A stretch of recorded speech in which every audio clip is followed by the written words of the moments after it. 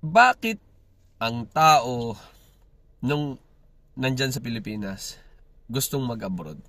Nakakita ng galing abroad, umuwi ng Pilipinas, maraming ganito, maraming ganun. Na-inspire tayo mag-abroad, di ba? Gustong gusto nating mag-abroad. Oh, nagbago yung senaryo.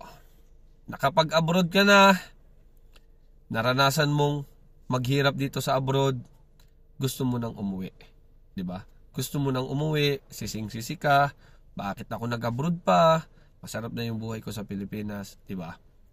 Kaya po, ito payo lang. Kung gusto niyo po talagang mag-abroad, dapat po handa kayo. Handa kayo na mag-solo dito. Lahat ng hindi nyo ginagawa dyan sa Pilipinas, kung hindi kayo naglalaba, hindi kayo nagluluto, dito lahat po ikaw yung gagawa.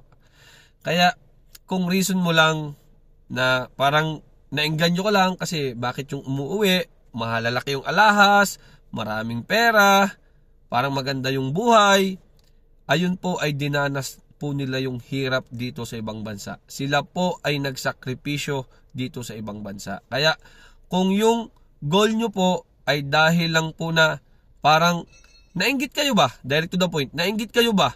Naengganyo kayo para sa mga ganung bagay? Mali po yun.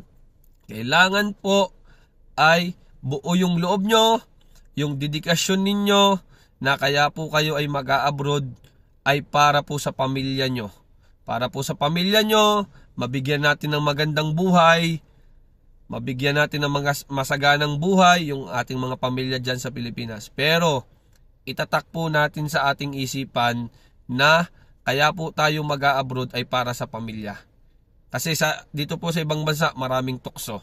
Maraming tukso at maraming paghihirap kang mararanasan.